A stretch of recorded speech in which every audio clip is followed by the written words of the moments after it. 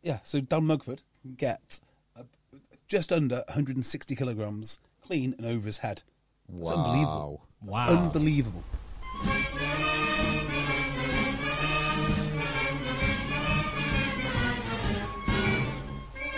Bit of CrossFit / Olympic lifting chat to start the podcast. It's the EggChasers Rugby Podcast, the podcast about rugby that doesn't take itself or the game too seriously. Back in the rugby dungeon, I'm Tim with JB. Hello, Tim. Footless and OnlyFans ready. Footless?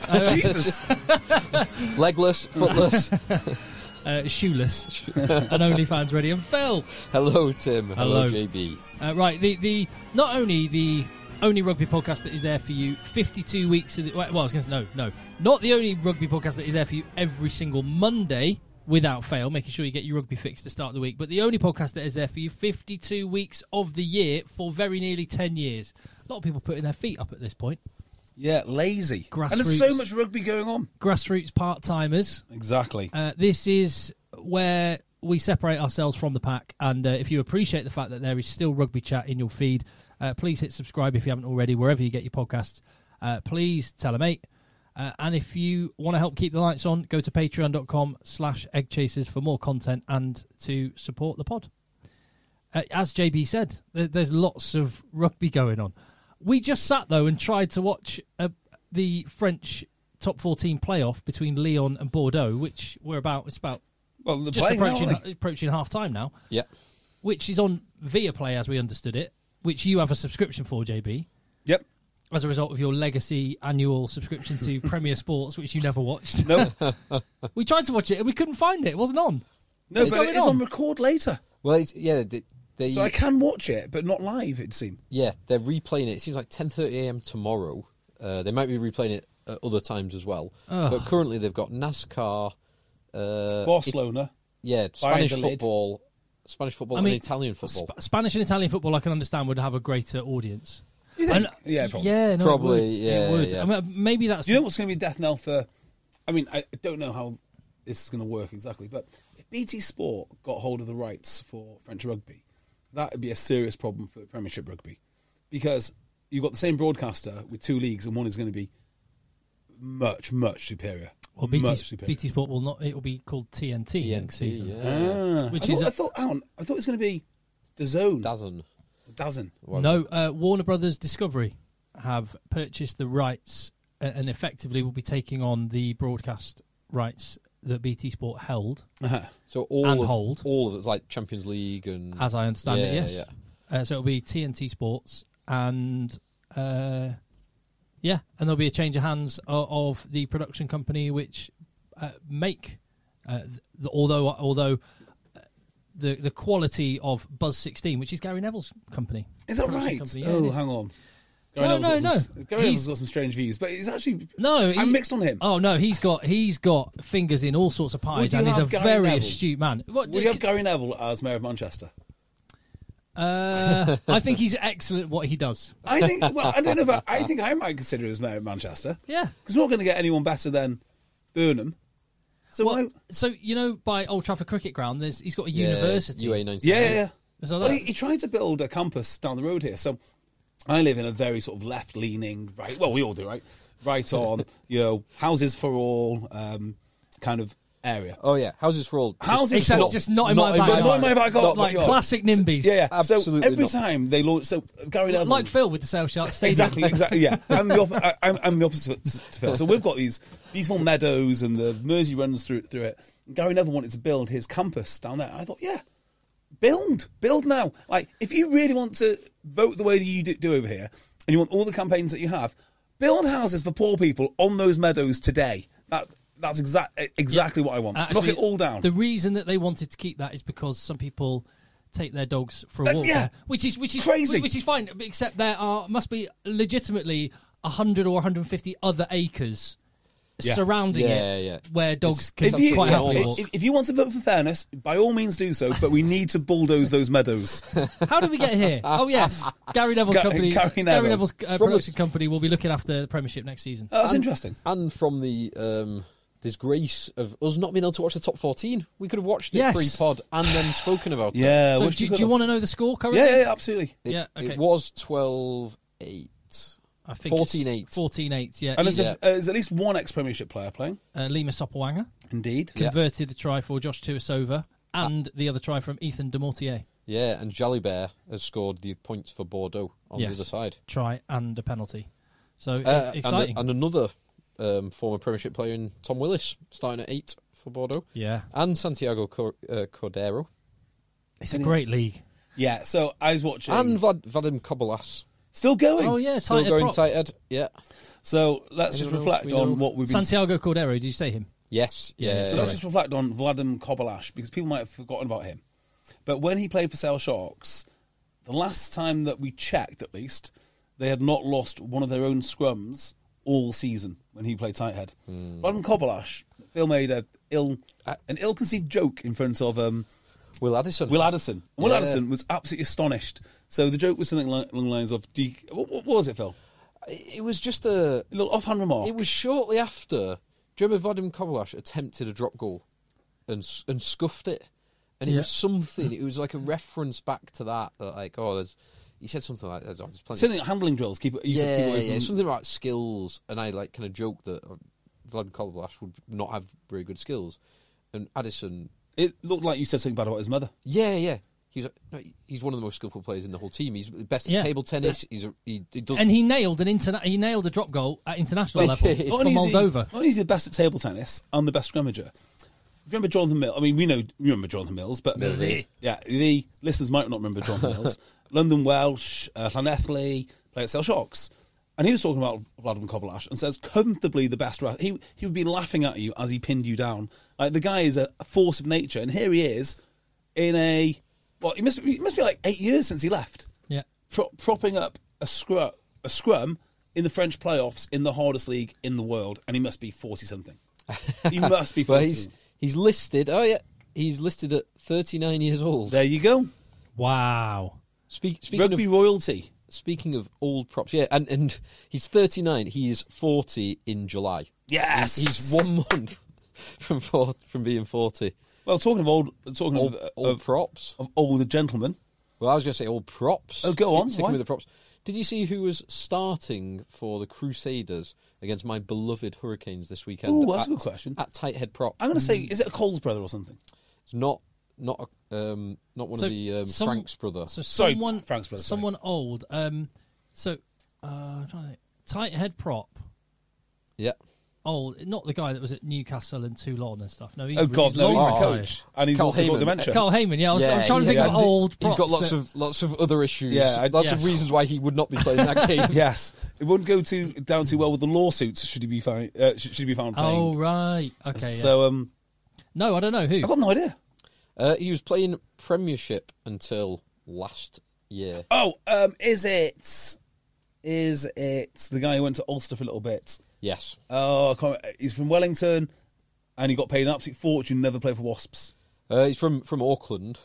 Played for the Blues. Oh, Tumaga Allen. Tumaga Allen was who I was thinking of. No, not Jeff Tumaga Allen. He's still at Ulster. Oh, yeah. I know. He was Auckland and Blues. Then he won a World Cup in 2011 with New Zealand. Then he went to my beloved Ulster. Then Gloucester. Then Bristol. Oh, John Afoa. Getting it done. Yeah, he turns 40 later this year as well. Good lad. What a boy. For the Crusaders. I thought the whole point of John Afoa was staying at Bristol to become a coach. No. He went to Van. Still got lead in the pencil. Yeah. Presumably on... Imagine if he makes the World Cup squad. Pro did. So, yeah, well, there's another guy I was going to give an honourable mention to this week. Older gentleman. Yeah. Not dead yet. Jimmy Gopperth. Has he got a club? Yeah, he's going to Pro D2. Oh, I did see that. Yeah. I want to say, it's not Carcassonne, it's... somewhere in France. I've said this before. I don't like saying Pro D2. I probably say Pro D2. If Carl Fern says Pro D2, I'm saying Pro D2. Yeah, okay, fine. So did you see? Did you catch any of the other playoffs? Firstly, how wicked is the access match, the promotion relegation playoff? For top 14. It is good. The team, Grenoble lost their effort to try and get into the top 14. They finished second top in Pro D2. And Pretty too. Perpignan finished second bottom. Perpignan won 19-33, but really exciting. And I just don't understand. At the very least, even if you want to keep it cartel-like and you insist on it being, just that we should never have a totally closed league, in my humble opinion. And at the very minimum, you should have this. Well, we're going to disagree on that, but I think there's merits to both systems, and the French system does. It is outstanding. It is outstanding. I mean, I saw the highlights of Racing versus Stade. I couldn't really tell him much about the game other than this, which is other than perfect Kremer's imperfect clear out. That. Yeah, so that kind of leads me on something else for a bit later. But just watching the celebrations of the Racing players and just looking at like the stadium that they played in and the numbers of the crowd and the excitement. I mean, this is the future. And the more popular this gets, the more money it has, the more that it attracts the best players. I don't know how anything survives in the shadow of the top 14, and particularly the Premiership. The Premiership is so screwed. So screwed. And just on that, in terms of the spectacle of that game, to see it in that stadium with, like you mentioned, with the quality of the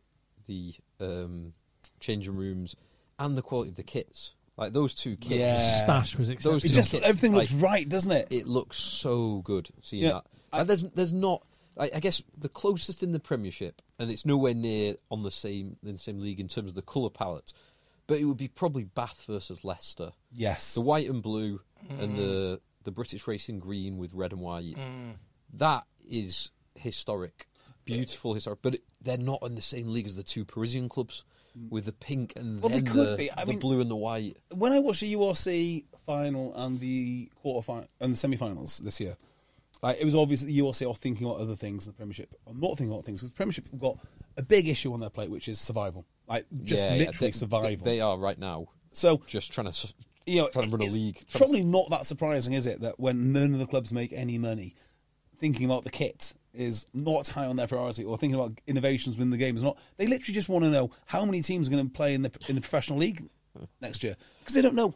Yeah. They don't know what the format is. They don't know who's going to be there. I don't think they know anything. Just on that with the Premiership, what?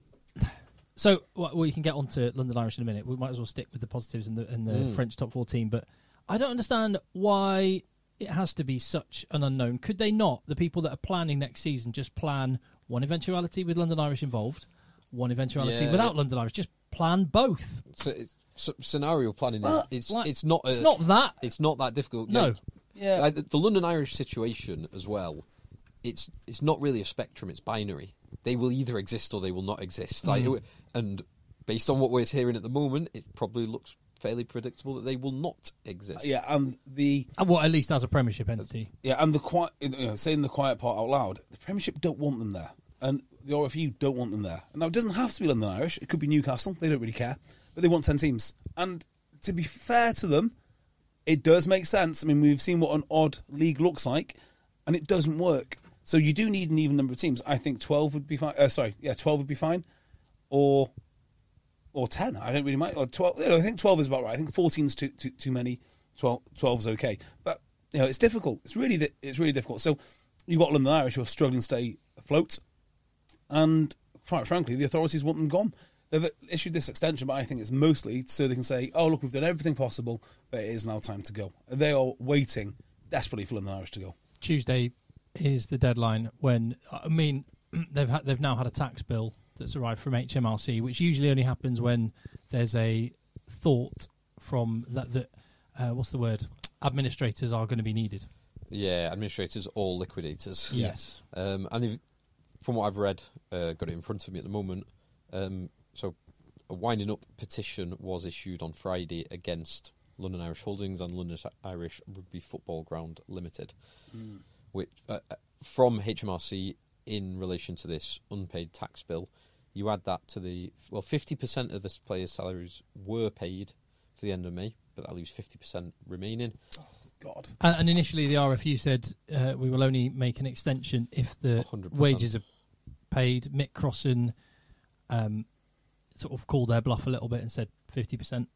And the players said 50%. They went along with it because they were told if it's not 50%, it's nothing. And it's done. Yeah. So the best scenario for the players is they get that 50%, and then probably that's it. They're free to go wherever else they're going to go, albeit their breach of contract letters will be already. They'll be mostly. Yeah, but they were told they can only have the 50% if they don't sign breach of contract letters. Yes, correct. How legal is that?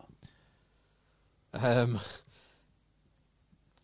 not an employment lawyer, but it doesn't sound right to me. Yeah, it doesn't.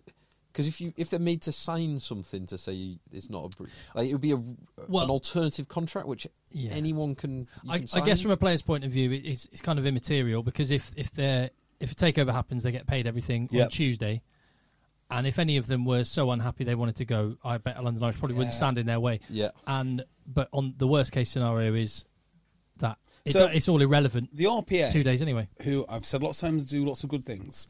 I do think they're often caught short when it comes to players' salaries. I think the COVID thing was a great example of this, where they all agreed the reduction of the salary cap. In hindsight, I would never have done that. Never in a million years. And I think, again, what was the RPA view? Because I didn't hear anything from them. I didn't see any... Their position, I think, was a bit like the players' 50% or nothing. It's... For some of those clubs, there was a very real chance of you accept a lower salary or you will be getting no salary. Yeah. It was real. Where did the RPA get their kind of funding from? The RPA get their funding from Premiership Rugby. There you go. And the players, presumably. I was going to say it should be from players. Yeah, it's a very small subscription from players, but so when Premiership Rugby was first established, one of the things they did is started funding the RPA. Now, I honestly don't think they're conflicted. English rugby marking its own homework, never. We haven't seen that before. Yeah, it was a genuine attempt, I think, to do something good. But players should be paying for their own union. So there was an alternative union proposed. Ellis Genge was involved with this, and the players had to pay a percentage of their salary for this new union, and they just said no. So it's all very well saying to the players okay, well, there's a new union here.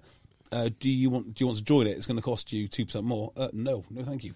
Yeah, don't want to do it. And you're trying to. I seem to remember Genge's sales pitch was, "Well, you'll get a lot more for that 2%. We'll give you investment advice." It's an investment, not a spend. So they were thinking of all sorts. They were thinking of investment advice, as Phil's saying, like financial planning. I'm sure the RPA do some things like this as well, and I'm sure they'd be the first to say that. But it was. I'm just trying to think who was involved in it now. There was Greg Bateman. There was because it was the Leicester Genge. boys. Genge had already left. I think Will Carlin had a role in it in some form. That's interesting because he's involved in England, or certainly was involved in the England setup. Yeah, I seem to remember Will Collins' involvement was the end of it, and there was another couple of players. So if you go back to the COVID times, never, please. But it was the players that refused pay rises. You can find them there, and Greg Bateman was. By the way, I've not heard a thing out of Greg Bateman since. Is he even playing? Don't know. No idea. But but yes, it's looking bleak for London Irish again. As we said last week, hope there's an 11th hour solution, but it doesn't sound like it. And what that means, no one knows. There's a lot of talk they'll be back in a reformed championship along with Wasps and Worcester soon enough. There's a lot of that sort of chat. I can understand why people would say that. I don't like it though. It's just bottom of the pyramid for you guys. Sorry, off you go. Yeah, has to be. As it has been for Bedford. What was it? Bedford? No, Richmond and West Hartlepool. But of course, London Irish have got something else, haven't they? The Wild Geese. So the Wild Geese still exist, and they're level 7. Yeah, but I think they play out with Sunbury. So that could be difficult for them. Which is where all the mini rugby happens. Yeah. So I wouldn't be surprised if there's some backers, or if they want to. At least they've got somewhere to start with. I mean, they're 7 years away from the top, but. We've already said last week, we don't need to go over it, but URC makes so much sense for London Irish. Yeah, it does. It really does. Someone in the URC buys the rights to the branding of London Irish. You don't want to buy London Irish. Yeah, you've got to.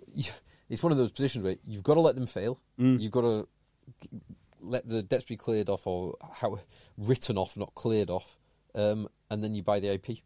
So someone basically, and any decent training facilities or anything like that. So someone got in touch with us this week to say JB doesn't know what he's talking about. He's talking about the Championship being top league. I've never said the Championship would be the top league ever. What I have said is the Championship will be the only unencumbered league by the awful CVC deal, and it will get wrapped up in the CVC deal eventually. It will.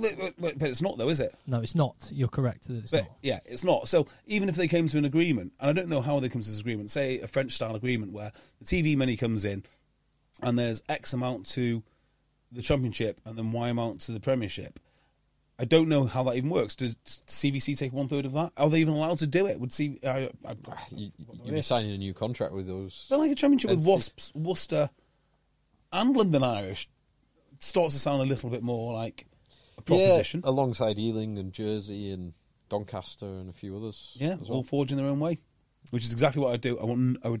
If I was in the Championship, I'd want nothing to do with the Premiership at all. So, yeah. So, let's just talk about London Irish people a second. So that's where I wanted to go. I wanted to look through the squad and talk about... Oh, I was going to talk about the... I definitely want to do what Phil suggested. Well, tell me what you want to do first. So, I was trying to work out who is trying to buy London Irish. Does anyone actually know? It's Ray Davis and a consortium of American... Who is Ray Davis? The Baltimore Ravens linebacker. You mean... Ray Lewis. Ray Lewis. Sorry. Ray Davis was, I don't know if he's still alive, the front man and main songwriter in the Kinks. Ah, right. So So just to be clear, Ray Davis is involved or not? Ray Davis is not involved, although he's a Londoner, so that would and he's very wealthy, so maybe Ray Davis. Maybe Ray Davis meets Ray Lewis, and that's a real... Now you're talking. So, there's Ray Lewis involved. I've heard that Alan Iverson is in there. And basketball player. Yep. And there's Matembi... I can't remember his name. I watched, just on basketball, and Iverson just reminded me, I watched Air last night. It's really good. Oh, is it? That Matt Damon film about signing Jordan to Nike. I would really watch good. that. It's really good. I'd definitely watch It's that. good because I was like, I know what the ending to this film is, but they still made it really good. Have you read Shoe Dog? No. Definitely read Shoe Dog. Oh, okay, cool. It's really good. It's really, and it's so easy to read. It's the story of Phil Knight and Nike. Cool. But it's written. I think it's a ghostwriter, but it's written like him telling his memoirs. But it's worth it. I took JB really off enjoy track. it. Interesting. So Alan Iverson. Right. So that is a consortium. Now they're linked to I don't know exactly who the private equity fund is. I don't know if that private equity fund is just what they've set up. Right. It could be no one, but they're getting advised by a group called Red Strike. Now this is where it gets interesting. So Red Strike is an agency based in America. It sounds like something that's going to be on the newspaper that we're sending to Ukraine soon. yes, it does. It's an air-launched missile.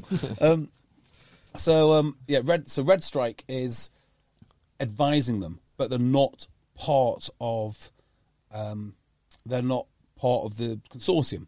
So I don't know how this works or exactly what's going on, but it sounds to me, and there are people far more informed than me on this, that the consortium have basically got someone with a bit of heft behind them who've done this before to advise them. Now, Red Strike themselves have not ever bought a club, but they are kind of linked to a company called 777 Group. And they have bought clubs. So they were interested in buying Everton for 600 million and Hertha Berlin. And I think they've got a few other properties. Are they a betting-related company? They're not. They're just a US investment company. I think they might have bought London Basketball of all things. So they are legitimate. Now, if it was with those people that were buying London Irish, you go, yeah, now that's interesting, but it's not. This consortium is different to them, but employing the same advisors.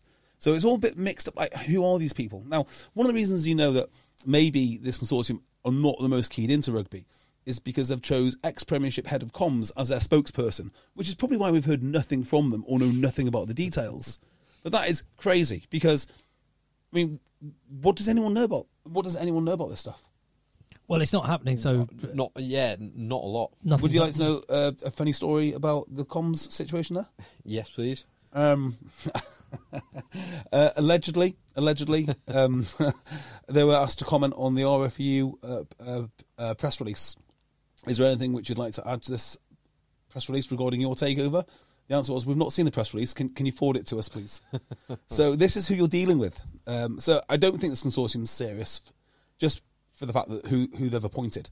And, doesn't look good. But there are some interesting characters and interesting people involved, but they seem to be one step removed. And that's a shame. And I think anyone serious in sport looks at the state of the Premiership and their current financial arrangements and like, we'll wait for you all to fail and we'll see what's left. Yeah, pick out some of the IP, if any of it is worth anything after half the league fails. Yeah, that's actually exactly what you would do. You just sit back and wait.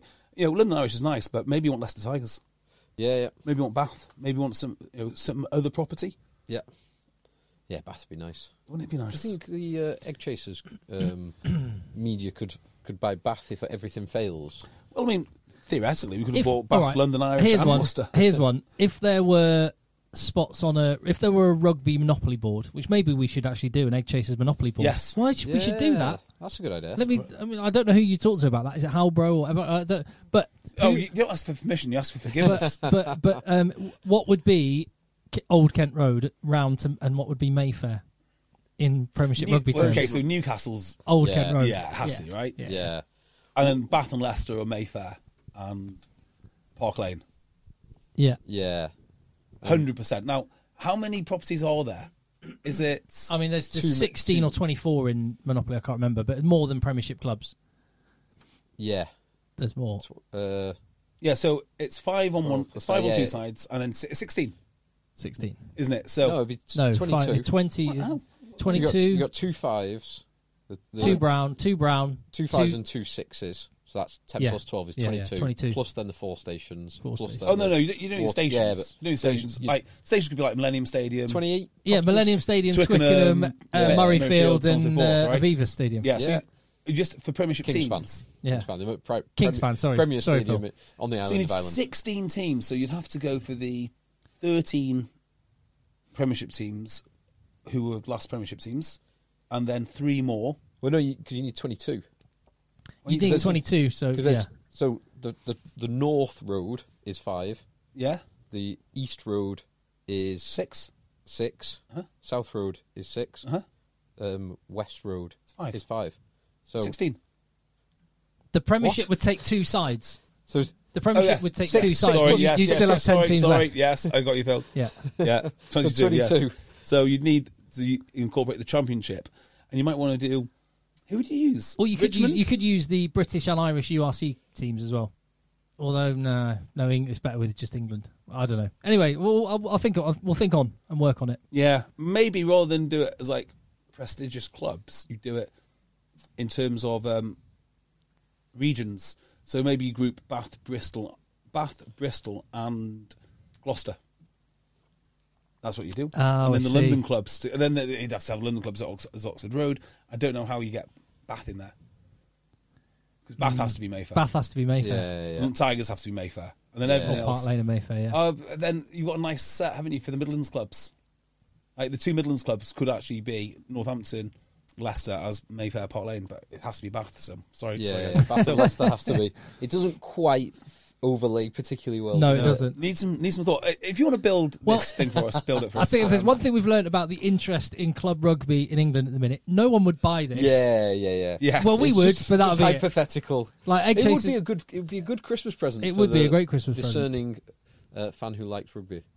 These exactly the sort of boardroom genius ideas that they needed in Premiership years ago. 100%. As for what Phil was going to touch on, if you were another club circling, and you could vulture the odd London Irish player, if you had a bit of money spare in your cap, who would fit where? I bet Tom Pearson goes to Bath. Bristol. Do you reckon? Tom Pearson will go somewhere. Like Tom Pearson is a very talented. There's a few boys. Bristol were sniffing around Jack Willis, is what I heard. Rightly so.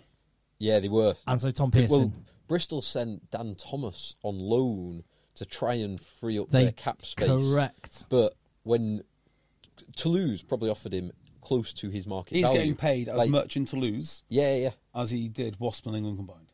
Yeah, he's not coming. That does not surprise me at all, because he is there are certain players, like Tom Pearson is probably one of them, like Henry Arundel is probably one of them. Arundel to Bath. Who will make... Yeah. They're more valuable in France, though. because Bath will have so much catch Arundel, space. particularly in France, because he could be classed as a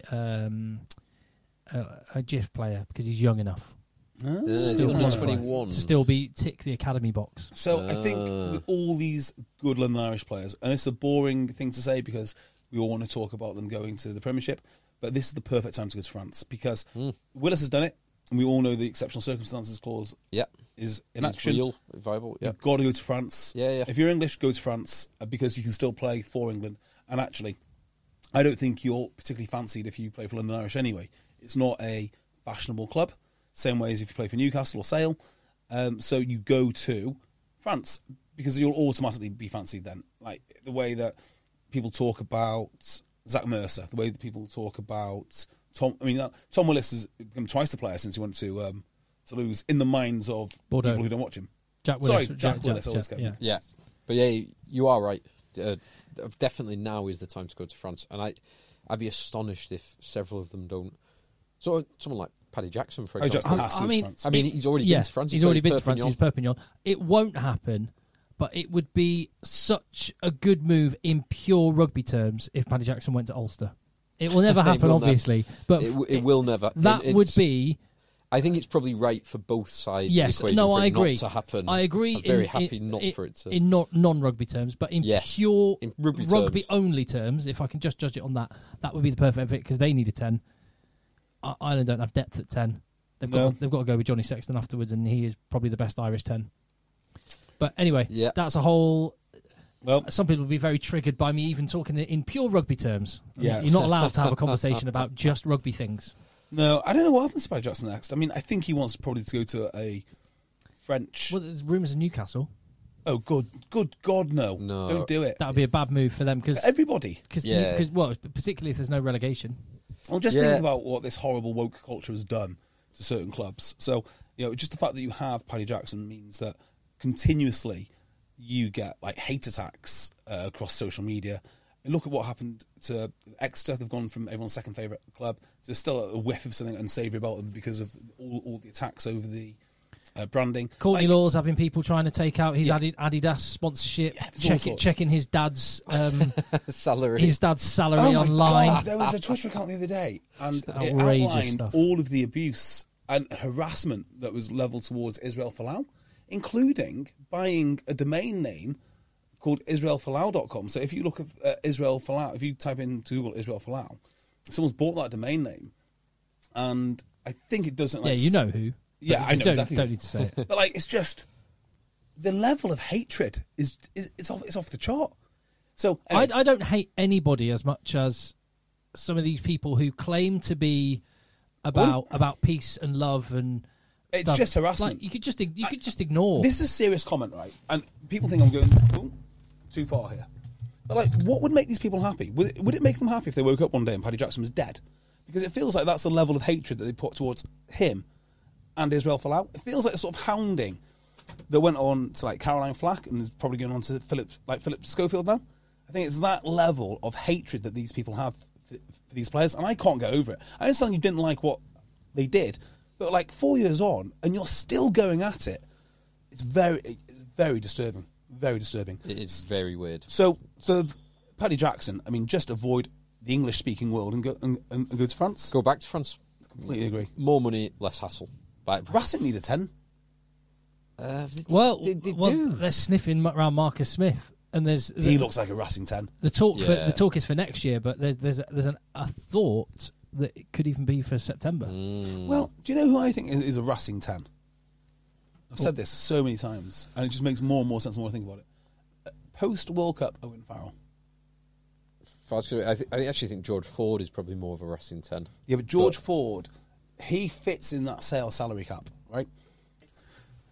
Whereas I'm not sure the Saracens boys do. So Sale have got him on a long-term contract. They've got all their squads on sort of longish-term contracts. But at some point, Saracens are going to have to decide who they keep and who goes from the salary cap breach crew. They're all their England stars.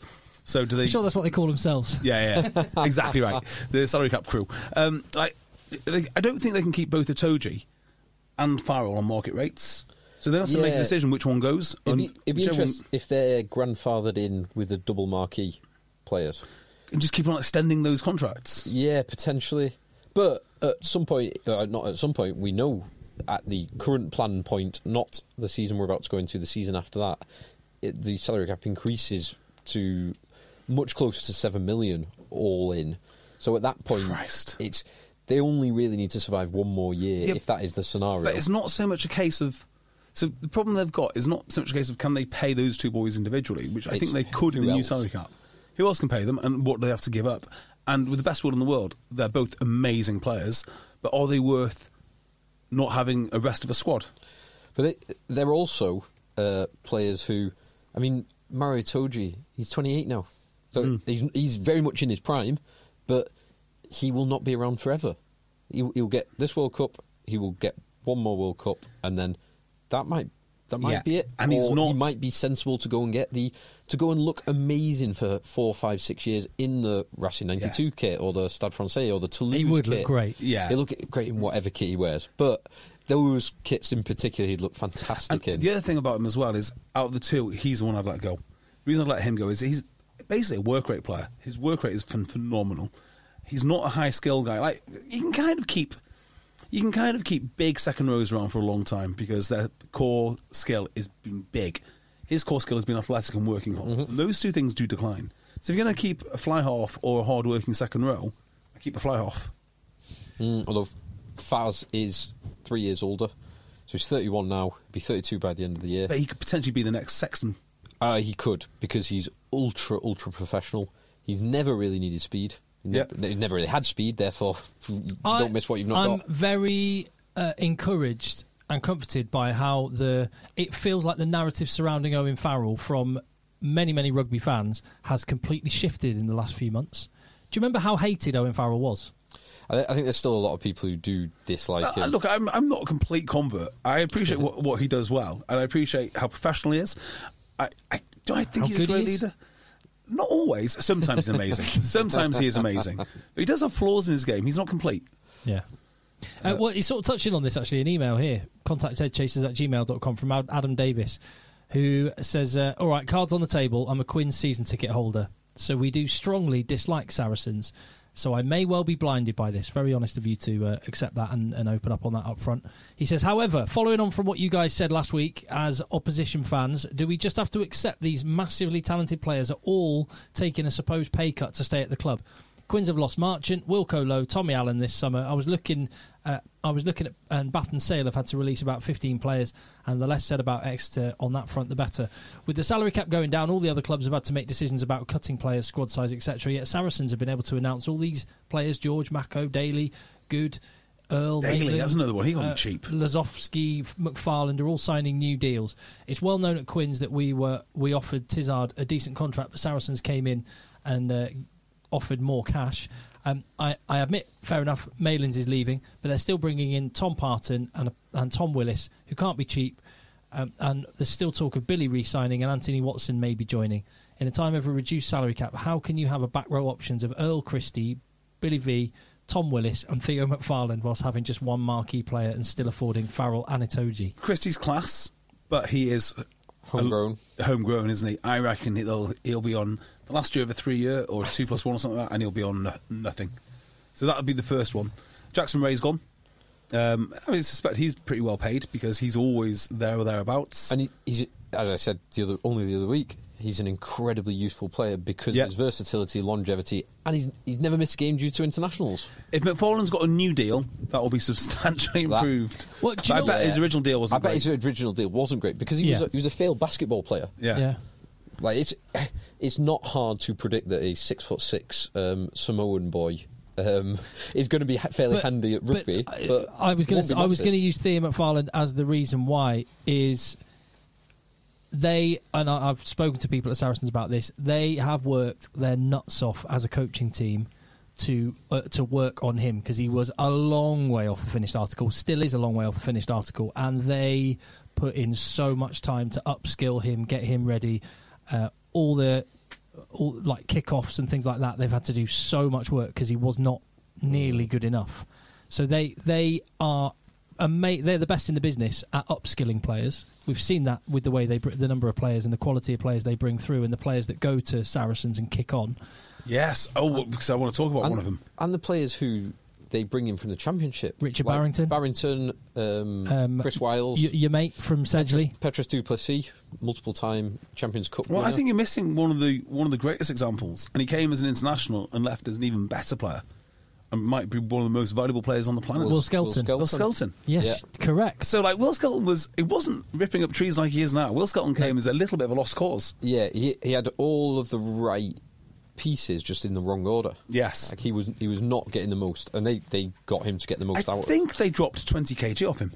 Yeah, it's there or thereabouts. Enormous. So you can imagine if you're a player, you could sit down at Saracens, have a chat, and legitimately they'll go, "We can't offer you what other clubs are offering you." Yes, that email from Adam said Tizard got offered more money to go to Saracens. Fair enough, but in many cases you can totally understand, believe that Saracens would say, "Here's our offer.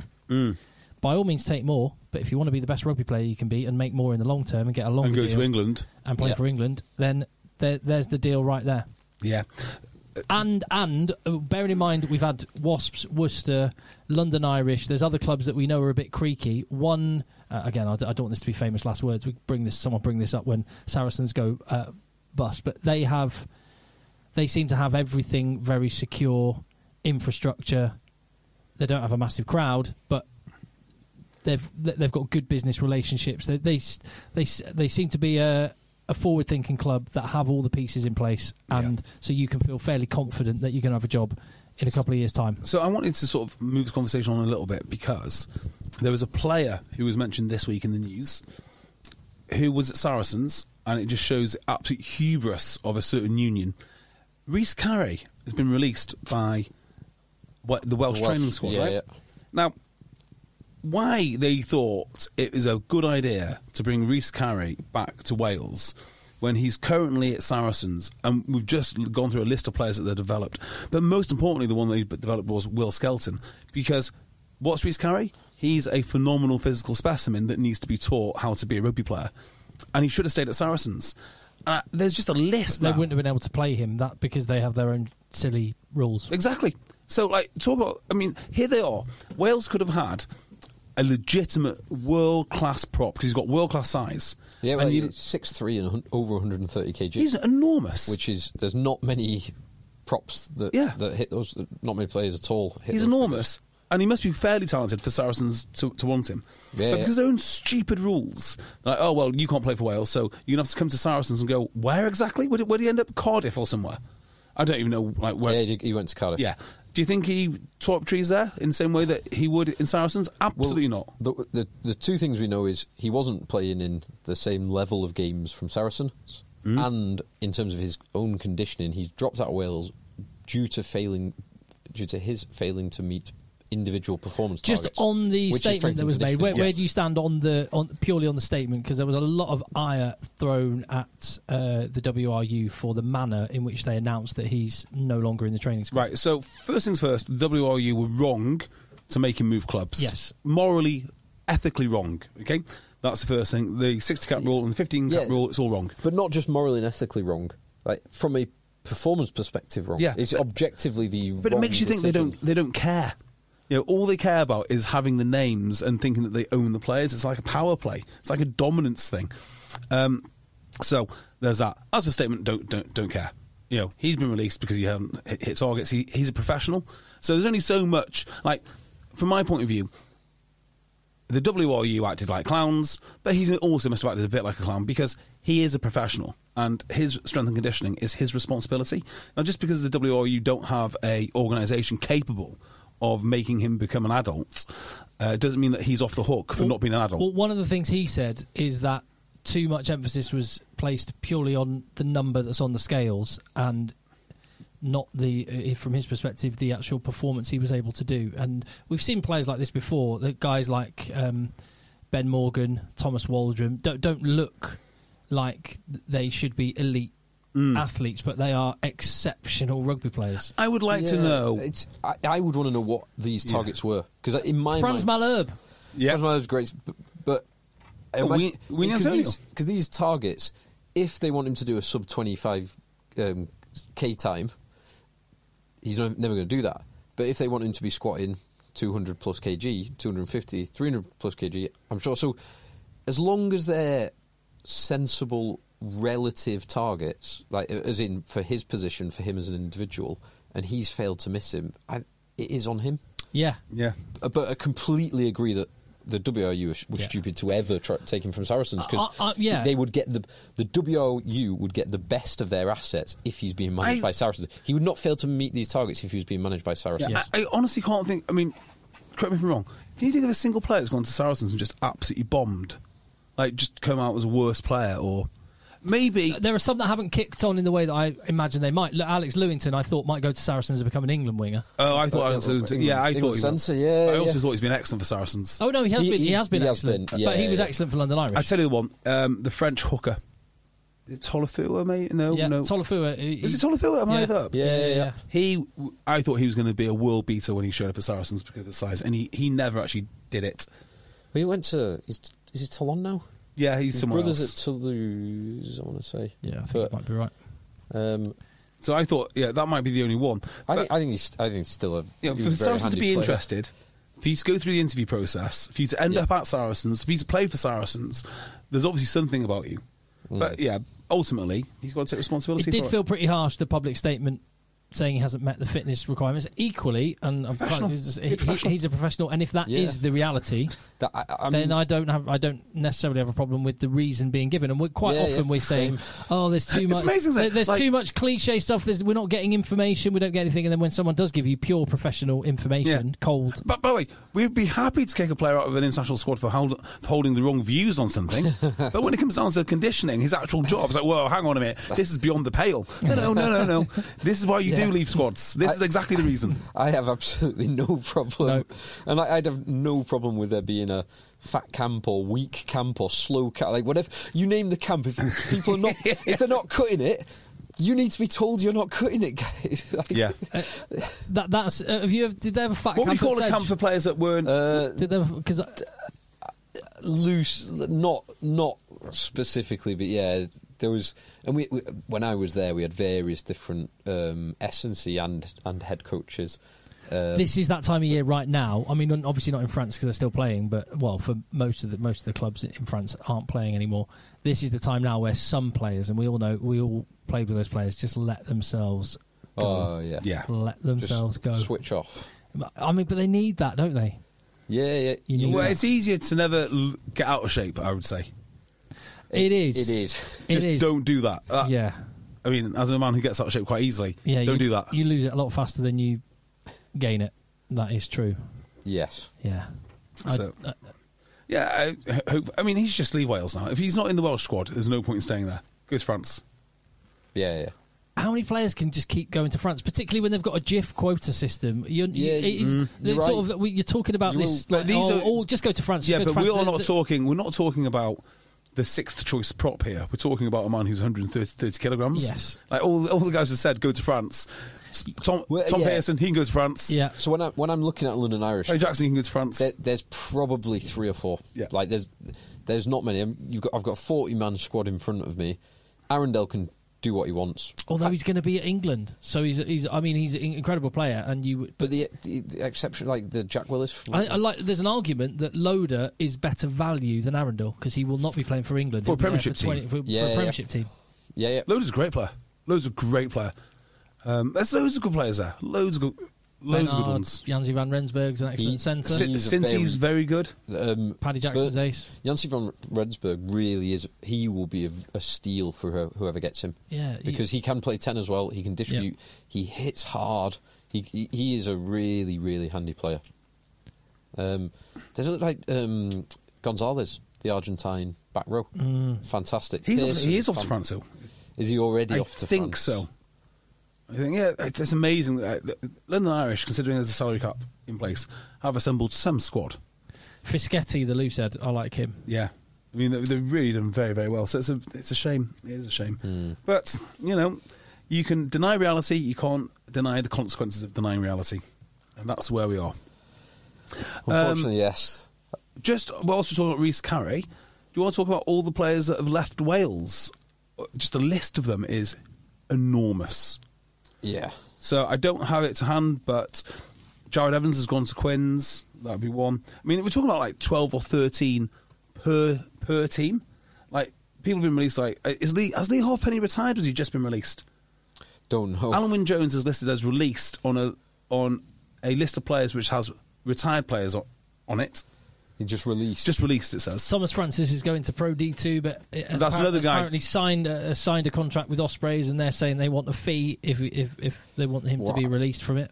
God, so I've got a list. I've got the list. Yeah, listen to this. So, Cardiff, Max Llewellyn, who goes to Gloucester, Jared Evans to Quins, Dylan Lewis to Quins, Dimitri Arhip, Kirsten Dacey, Willis Hallihola, Jason Harries, Ray Lilo, Harry Millard, Kirby Myhill, Josh Navidi, retired, Joe Peard, Reece Priestland, Brad Thayer, James Ratty, Lloyd Williams. And it's only Ratty. Ratty's going to Ospreys, isn't it? Ospreys, Lloyd Williams going to Trailfinders, and then the three at the start going to the Prem. Dragons, Will Rowlands to Racing 92. Nice.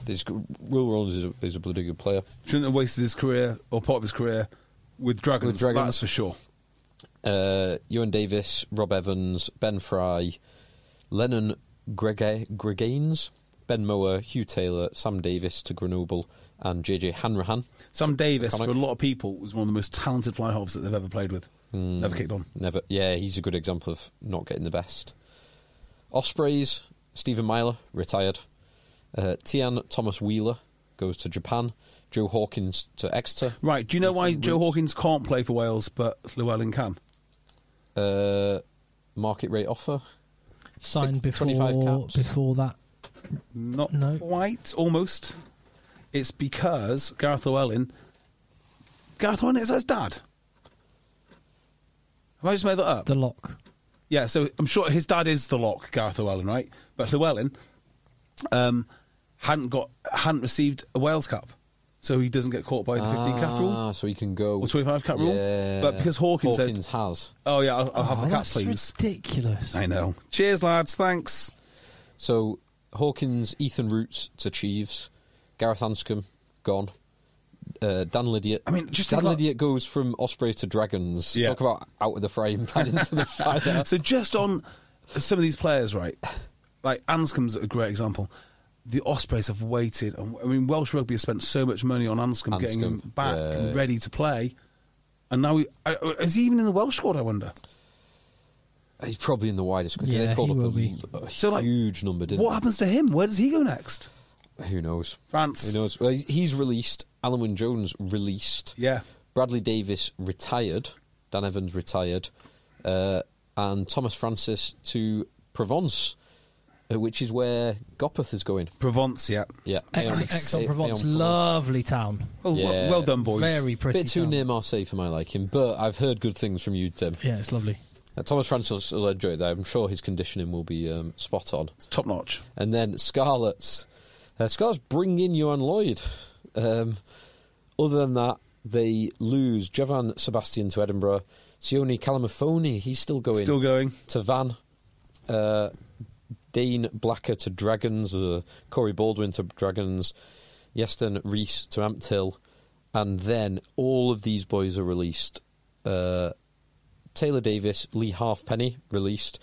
David Hughes, Alex Jeffries, Will Griff John, your boy Jay. Another guy ripping it up with Sale. Ripping it up with Sale. Did we ever see him again?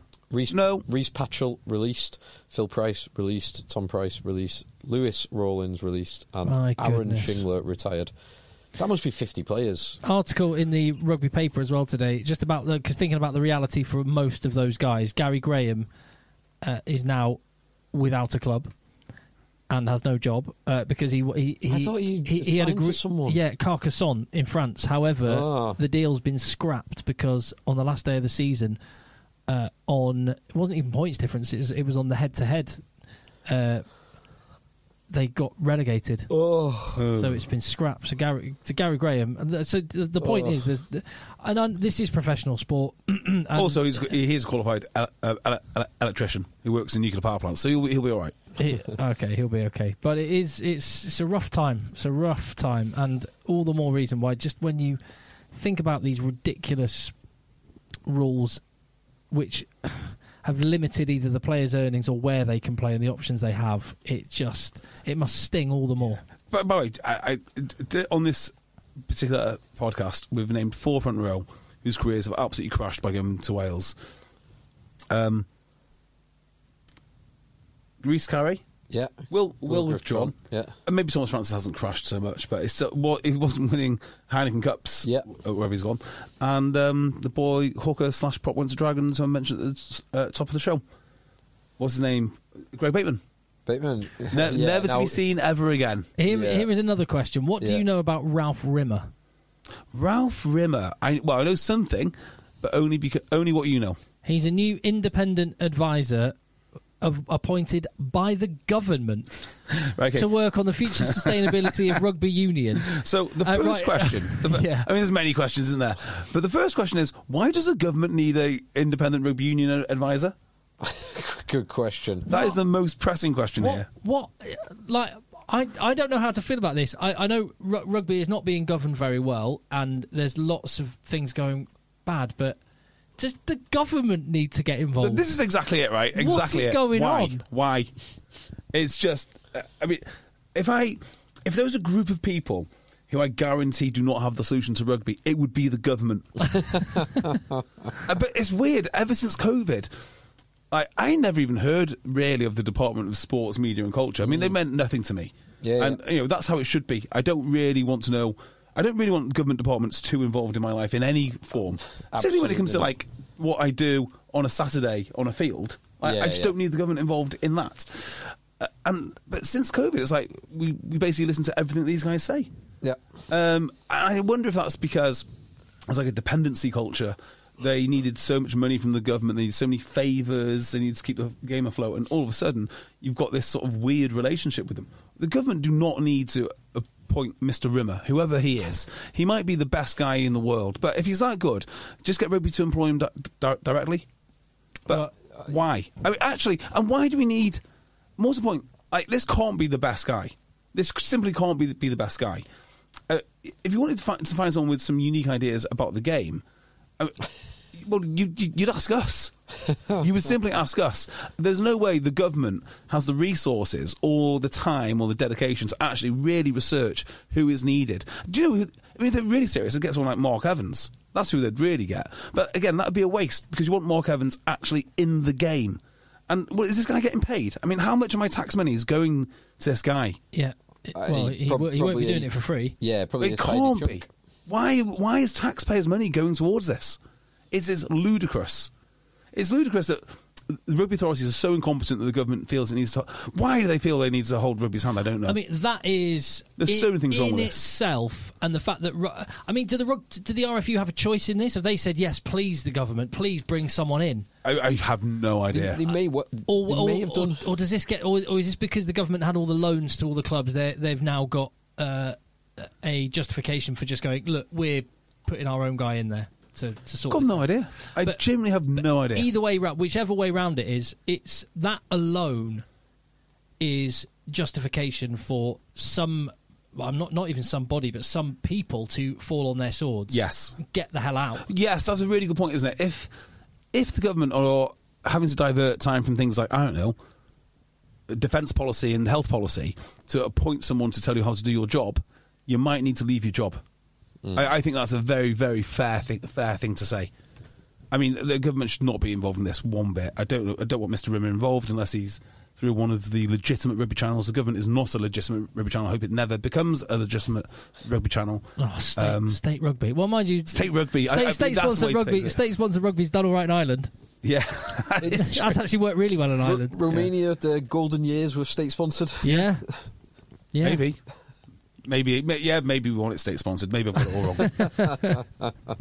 wrong. It's hard to know, actually. Would I want it state-sponsored or would I want it driven by the corporate values of the RFU sponsors, which seems to be the only values that they care about? I do not know. I do not know. You mentioned your friend and ours, Mark Evans. I did. Who had something to celebrate this week. Fiji drew won again. Yeah. And didn't Moana Pacifica win as well? They did. They beat the Tars. But the Fijian Drua, they qualified for the Playoffs. What Is a this story! second year running? What a story! It's not first This year. is their first year. This is their first year in the tournament. I thought it was the second year in the tournament. Have I made this up? Oh, you may be right on that. I think the second year in the tournament, maybe first year in the playoffs. Not sure. But Well, it's some story. First or second year. Yeah, and led by Mark Evans, which it just shows we need. Why are our best people not in the game? I do not know. Well, he's in the game, and he could be doing a great service for rugby. Yeah, by making Fiji a force on the international stage, or playing a role in helping. And do you know what? There's probably a lot less obstacles in his way over in Fiji than there would be over here. So it makes sense. And he's got one of the most talented player pools and a pretty cool brand to be working with. Very cool. Yeah. So they actually launched in 2017. But they were in the internal NRC Australian, yes, which is the same as. Is it Ranwick and Brothers and... I don't know his answer. I simply don't know. Yeah. Some of the famous Australian teams. There's only one famous Australian club, isn't there? Randwick. Nothing else is famous. There's one club in Australia, from what I can tell. It's fair to say that 8 out of the 12 teams make it to the playoffs. It's a bit like the Premiership in that sense. It's a bit... oh, no, that was 6 out of 11. No, so this is 8. This is 8. And where have they finished? It's a bit like the Heineken Cup.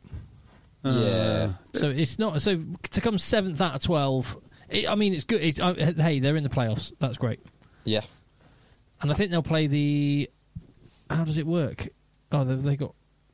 They got more regular season games. They play haven't they? Crusaders. No, I think they. Oh no, they play. next week. Yeah, they play the Double Dongs. That logo is just. So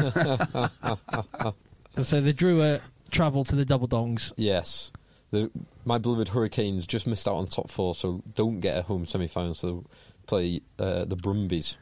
My beloved Highlanders didn't make it. Tough year for Highlanders. Who do I support again? Blues. Big into Blues, yeah. Auckland Blues. They play against the Tars. Tars, yeah, easy win for your boys. Over in Auckland. It's a tough one for me, that, because the Tars have my favourite kit in rugby. When the Tars have their kit just right, with the light kit on the dark shorts, and the logo, the little shrub flower thing. Yeah, love it. But so New Zealand occupy 4 out of the top 5 spots in Super Rugby, so they are still dominant. Very much so. And the Chiefs looking very, very good. Chiefs have been excellent now, this year. Did you see, talking about the Waratahs, because obviously their kit is an exact rip-off from New South Wales, do you see that clip which came out this week? What, the first 3 minutes of State of Origin? Yes. Brutal. Who enjoyed that? Come on. I mean, I enjoyed it. Why did you enjoy it, Tim? Because you're horrible? Because you think cheap shots are fun? I thought it was deserving of some kind of sanction, but I'm not going to deny I really enjoyed watching it. Yes, agreed. So it got me. It certainly got my blood pumping and my heart racing. Yes, I'll put it that way. That's what you want to feel. It made me feel alive watching it. I didn't particularly enjoy it because I just thought it was a stupid cheap shot, and it should be a red card for the player who went in with no arms. Well, it should be rugby union, of course. Yes. But this is a different sport. But it definitely made me feel alive. Well, that's all you want to feel in our horrible, mundane lives. Just make me feel alive for 5 minutes, please. God. Right. When I'm chewing down on my bugs, I want to feel less alive. I just want to feel less. And I'm watching rugby in the pod. Right. So I tweeted this. Have you been impressed with my restraint on Twitter? Yeah, it's very good. And I enjoyed your thread earlier, which was your questions and your you made some probing thought, even some thought-provoking questions. I mean, admittedly, when you don't say inflammatory things, and I'm not talking about you, I'm talking generally on Twitter, you don't get as many interactions. No, you don't. Which is shitness of the algorithm. We'll talk about that thread in a minute, but I actually found what I was responding to fairly inflammatory. Yeah. So I tweeted, right, that for all the stuff that we say about rugby values, this is the drive of the sport, we're here to make great people. Actually, no, the drive of the sport is this brutality which is exhibited in the State of Origin. Now, I think people misunderstood this because they say, no, these cheap shots, people who play like that, we don't want them on the field, it'll stop mothers. Literally, it said this is Someone said it will stop mothers sending children to rugby. Right? Fine. That's exactly what we want to see. That means it's working. But the cheap shots don't inspire people, do they? It's the reaction to the cheap shots. How do you handle it? Who handles it? Here's the ultimate example of this. The World Cup final when England win it. Nobody remembers Matt Rogers' cheap shot on Josh Lucy, do they? But everybody remembers Josh Lucy taking his vengeance. And that's why it's important. It's not the fact that these guys came in and did something illegal. It's the fact that they're going to face some consequences at some time. The challenge has been laid down, and it's up for those boys now to meet that challenge. And there's something very strange about the modern rugby world, which is like, oh no, leave it to the officials. We must leave all dirty play to the officials to a degree. To a degree, officials have to officiate. But on the other hand, players have to take things not into their own hands as such, but there's a way to rise to a challenge. That's what was exciting about that clip. And that's the bit that I really like. It should be dealt with by the officials, but taking the law into your own hands, but within the confines of the law, is one of the best things that you can possibly do. So the first thing you want to see... That is one of the hardest things. Yeah. The first thing you want to see is obviously the player not be injured, right? But the second thing you want to see is if he is injured, pretending not to be injured. Like, he doesn't care one bit. He stands up, chats his mate, and maybe threatens the other guy for the next breakdown. That's kind of what you want to see. Yeah. Rugby has been built on this ethos that you pretend not to be injured for 80 minutes. You always have your normal face on. That's what you're meant to do. You're meant to have your normal face on, no matter how awful it is. And that's why it's a hard sport. Stoicism is a masculine virtue. Isn't it? Yeah. So, which reminds me, actually. We'll get onto that afterwards. We got to talk about the thing. Let's briefly touch on what you talked about. You found inflammatory, and it's only one person tweeting something. Yeah. So it's not a big thing. It's not a big rugby story or anything. And this is no. And if you're outside of Twitter, you wouldn't even know that it was happening. But if you're inside of rugby, and if you're inside of coaching circles, I think you'll understand exactly what's going on. So, and it's not all bad. So, something I've mentioned for a long time, there are a lot of coaches out there who really emphasise skill over everything else. And it dovetails nicely into the RFU's view of how they'd like rugby to perceive, which is a skill-based game, an evasion-based game with lots of skill, rather than what it really is a game about bullying and contact. And intimidation. So there's a coach at Sale Sharks called Andrew Brownhill. He runs the Preston... Yeah, I thought it was New South Wales. Oh, has he moved? He definitely used to be at Sale Sharks. Perhaps, yeah. He used to be at the University of Lancaster. Yeah. So they... Preston. Phil's alumni. Or Preston. UCLan. Central Lancaster. UCLan, that's it. So, and he's now in Sydney. Very good coach by all accounts. So no issues with that. But there is an issue with one of the things that he tweeted. He tweeted, and we'll explain what he tweeted this to, but he said... Hey Siri, what's an example of how to destroy a young person's confidence? And it's a clip from clearly a rugby player. I don't know how old the rugby player is now, but when they were 16, they were at a National Academy selection camp. So a very good player. Yeah, Bath. England under 16s player. Well, Bath University is where the camp was. Ah, got you. The coach at England under 16 level sat down this lad who's called Sam. You might be able to, if you have the time and he might have made it. We might be talking about Sam Burgess or someone. I got no idea. Sam Burgess. Yeah. All roads lead to Sam Burgess. If this is how he pops up in this podcast. The coach said to this England under 16 player at a national camp, quote, and this is what this coach said was destroying a kid's confidence. He said... did he say destroying confidence? Yeah. Quote, look, Sam, you're a nice kid, but nice means nothing in rugby. If you want to make it, you better toughen up. So this lad said, it wasn't my skill set or my abilities that were lacking, areas that I could improve. I was lacking. I wasn't tough enough. I remember walking away feeling so much shame. Am I not the kind of person who can make it in rugby? What's wrong with me? Well, the answer to that, right, is he might not be the kind of guy that can make it in rugby. Now, no, that's wrong. Not the kind of guy who can make it in all rugby. I mean, we're talking about the national team here. So what I really disliked about this was that reading a lot of coaches on Twitter, a lot of these sort of new age skills-based, it's all about learning and great people coaches is they. Oh, I can tell you who wrote it now. Sam Smith, former Harlequin and Worcester player. Mm. Oh, I remember him. Yeah, okay. Right. And he did make it. He did make it and then quit to finish. Coffee shop, isn't set it? up a coffee shop. Is it something? How on? Something Wendell's Yard or something? Yeah. What a memory! I think it might be that. Well, yeah. Find out what his coffee shop is. I think it's Wendell's Yard. So, right. So these coaches, because they're all about Wayland's Yard. There you go. It's better than Marland's Yard. So these coaches who are all skill-based and all about learning and development and positive attitudes and positive conversations, they seem just to ignore a whole branch of the game, which is the fact that it is about being aggressive. And one of the things which I've noticed when I've gone to watch Sale play and train, actually, like, it's not the skills that impress me. The skills are amazing, by the way. The skills are absolutely incredible to see, like, firsthand. Just when they're training, they're incredible to see. But the aggression is just off the charts. And they can turn it on and they can turn it off. I guarantee that coach is certainly not saying, you're a nice lad, as in that's detrimental off the field. He would have been talking only about on the field.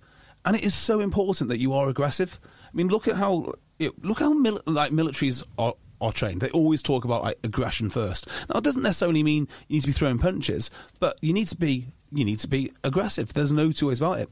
So these coaches are very much, they're very much, because their skill set is teaching skills. Every problem that they see, if your tool is a hammer, every problem looks like a nail, and that's kind of what's happening here. But I think because they've got this mindset, coaches like that tend to get over promoted within the system, and I wonder if it's thought of as old school, yeah, and out of touch, things like that. Yeah, and I wonder if you were a coach in a university, if you've ever even considered coaching aggression. How would you do it? Have you ever tried it? Do you not think it's important? I mean, to me, it's absolutely key. But you've got all of these coaches who are ignoring one part of the game. And one of my feelings is they want to ignore this part of the game because there is a conflict between how they see the recruitment for grassroots working and how they see the pro game working. There's no two ways for me. You need huge amounts of aggression in the pro game. That's where Sam Smith was. The coaching aggression is like... aggression is kind of both a personality trait and it's a behaviour. Yeah. And you can't change the personality trait of an individual. Well, some players are more placid, and that's fine. But you can, because it might not be, you're saying aggression, but actually it can be no. When you tackle someone, you need to put all of your weight into it. You need to put all your weight through your legs into your shoulder, and you need to smash it. More of a technique. More of a technique. And that would come through as aggression because you'd level someone when you tackled rather than taking a passive hit. I've got a really good friend. So this is the first thing which I did. I've got a really good friend who was in the Royal Marines, and he's a officer there. So the first thing I did, and he loves his rugby, whatnot, is I just text him with this thing. I said, "Look, in the Marines, do you coach aggression?" He goes, "No, we don't coach aggression, but we build an environment." Well, hang on. I'm kind of paraphrasing. He said he doesn't know if you can coach aggression, but they put you into an environment where if it is there, it comes out. It comes out. Yeah. Right? So if they're putting them in this situation and that aggression is not coming out, then I think there might well be a problem in the same way that you can't really be a Royal Marine if you don't have that level of aggression, at least in some parts. I know what you're saying, because the example I give is when I played at Old Winions, the aggression that those boys had going into tackle was something which I just didn't have, and I really appreciate it. And that's like a culture thing that they have at that club. Mm-hmm. And you can sometimes see these players who are really good. We've got one at Talk H, and the way he hits, like, I just don't have that level of aggression. I'm aware that I don't have it. So if someone said to me, "You don't have aggression, you're not going to make it sell sharks," I say, "Yeah, that's 100% true. That just is a thing which." And it isn't always aggression, because my brother would be the first to say, and he played Premiership for London Irish and for Sale. He'd be the first to say I was a much better player than him growing up, but it wasn't aggression, but there was definitely a mentality element. Edge, isn't there? There was a mentality that I did not have, which limited the level at which I could play. Yeah. because. And it was you know it when you say it. It was almost pressure and being able to deal with the stage and the and the pressure and I went inside myself. The higher up I went and the bigger the crowds and stuff, and he just loved it. But he always says to, like, I don't know how you didn't play.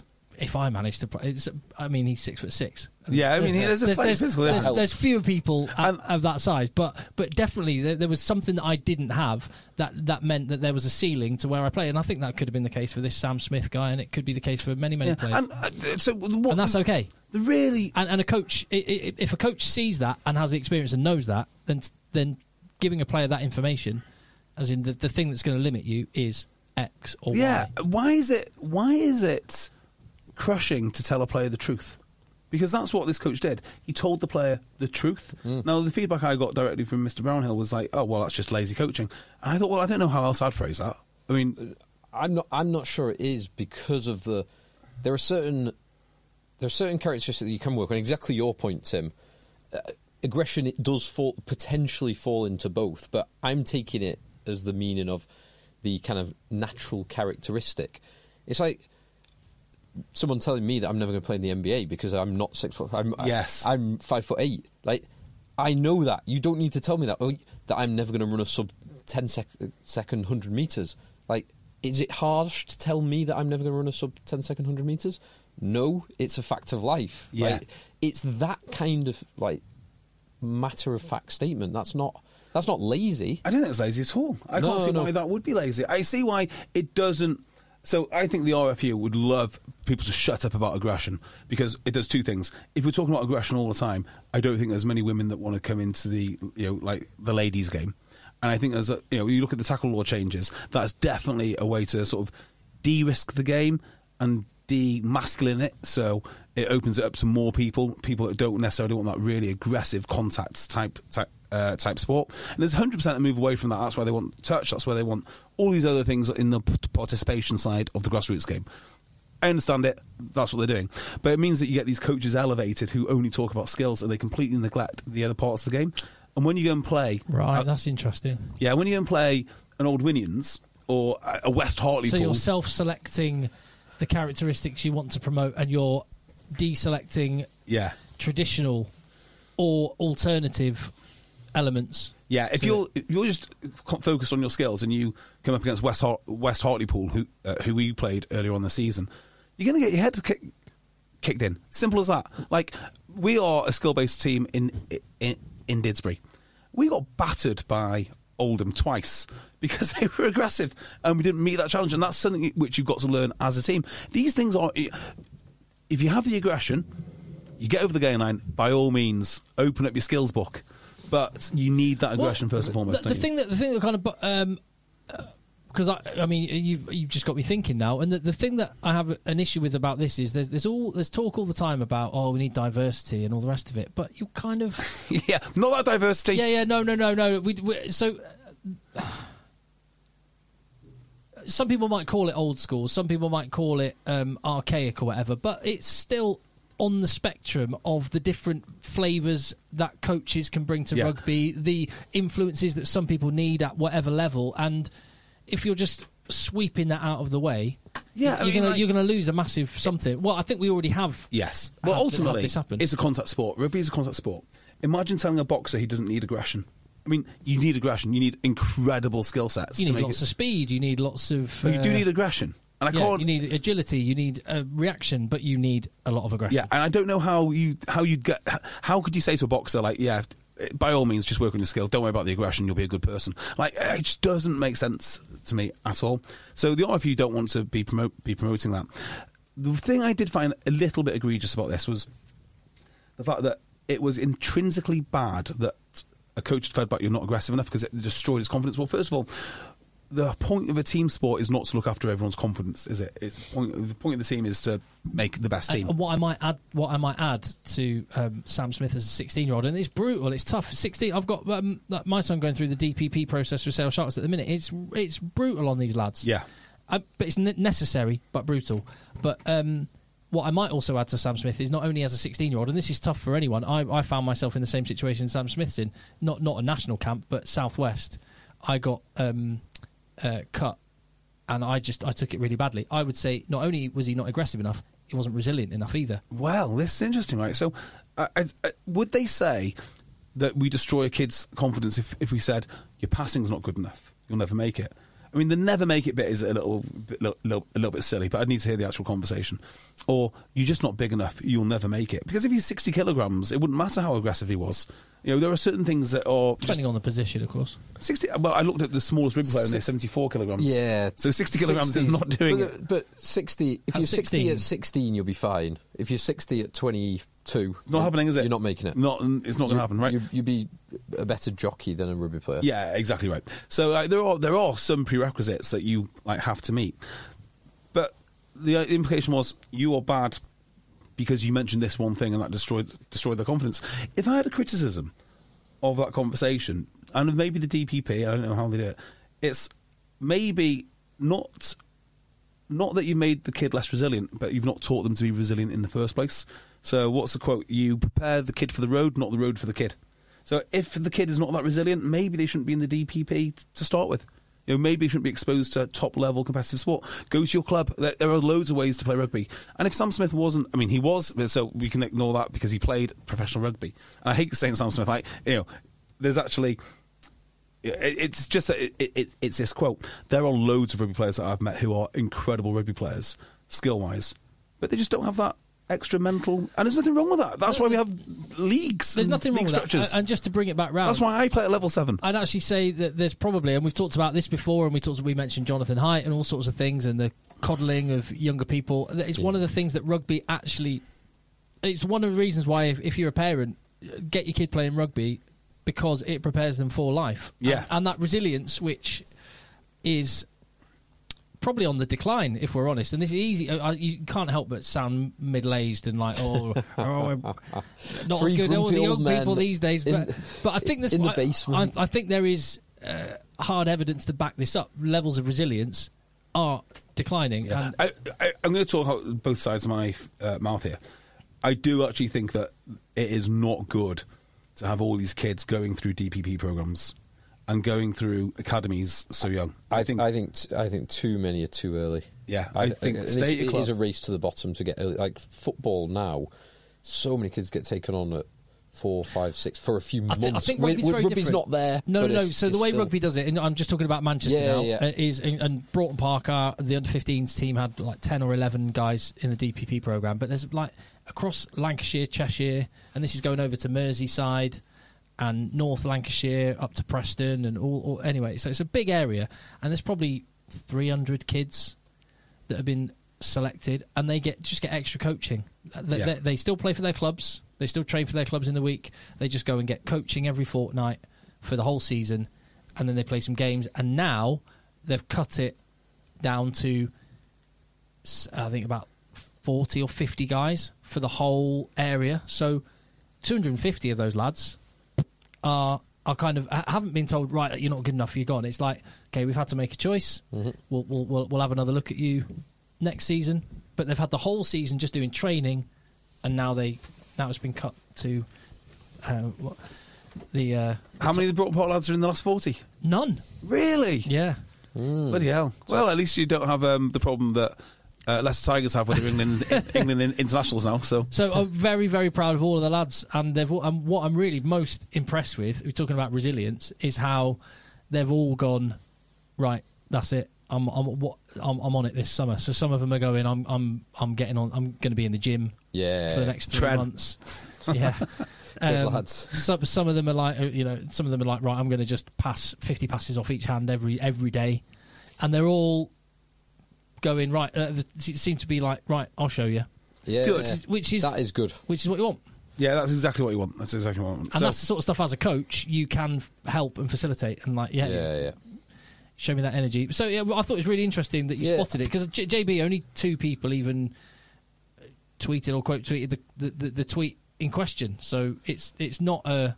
Oh, I've got a real thing for coaching Twitter, because I think most of it is nonsense. So two questions this has made me think about this conversation. Number one, how many coaches... So it's been nearly 10 years since I've kind of worked regularly with coaches, but how many coaches have you interacted with, like, from a personal level, not on Twitter? How many of you actually been coached by or coached alongside who are the type the Twitter type coach who totally ignores aggression and just does all on skill based? Without doubt, the people that were running the RFU level 2 coaching course. Without doubt. Because from my experience, so I've never, of my coaches of all of my years, from being an under 10 up to playing a decent level, they were never on that side of the spectrum. And I know the Sedgley coach, Sedgley have just got promoted from National 2 North. I know bits about the coaching setup. There's some very good coaches who would be they would follow a lot of the skill type stuff and the way that Sedgley play now, but they don't do it. They don't take the trade-off that you mentioned before. So, they are a hard team, and they have skills as well. One of the best coaches that I worked with, right, young I'll say his name, Jason Duffy, right? Duffy, who I played with, you guys played with. Who I thought just was such a good coach for me to improve my skills, was very skill-based, but also one of the most aggressive lads. Yeah. The single most aggressive lad I've ever met.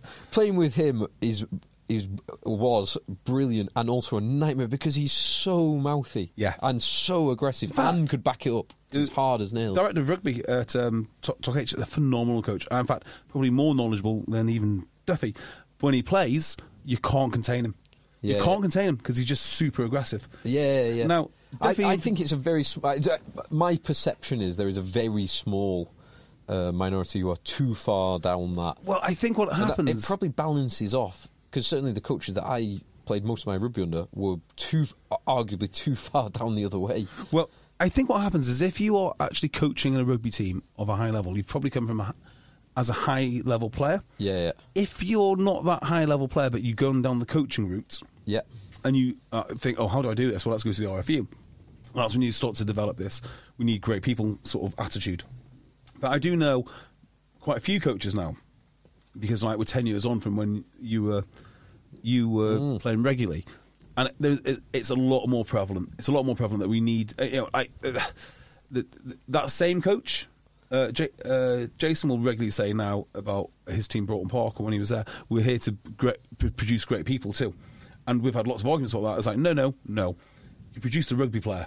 The great person is like a side effect, if that's what you're after. But actually, do I want to create great people? Yeah. Not really.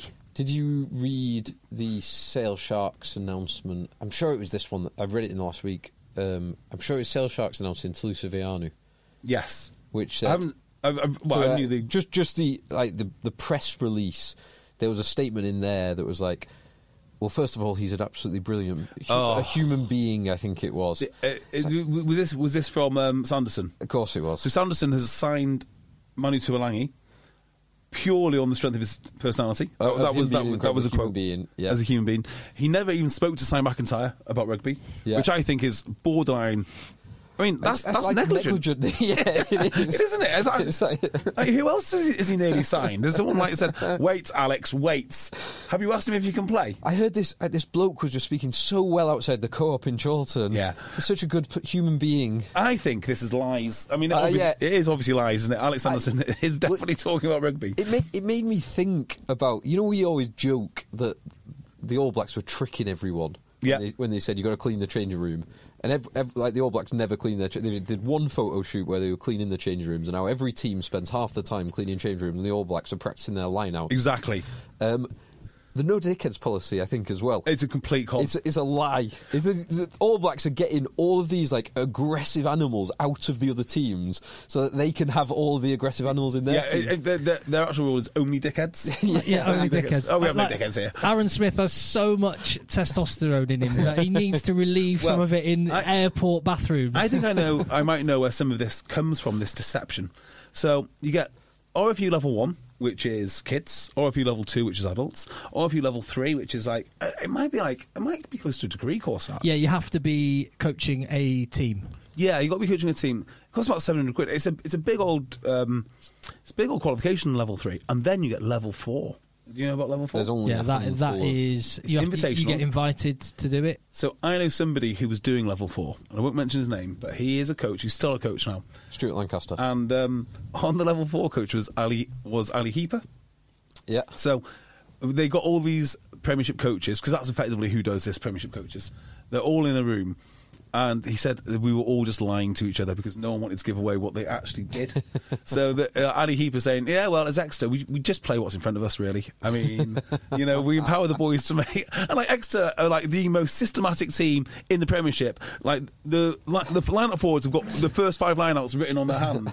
And so, yeah, they just play what's in front of them. There's not really a structure that we use in Exeter. 21 pick-and-goes later, yeah, there's no structure here. They've just randomly decided this. So I think that the Sanderson thing is a version of that. Yeah. You think we talk about... Baxter does the same thing. We just go conversation. I want to know the man. No, you don't. You've given him a questionnaire about the laws.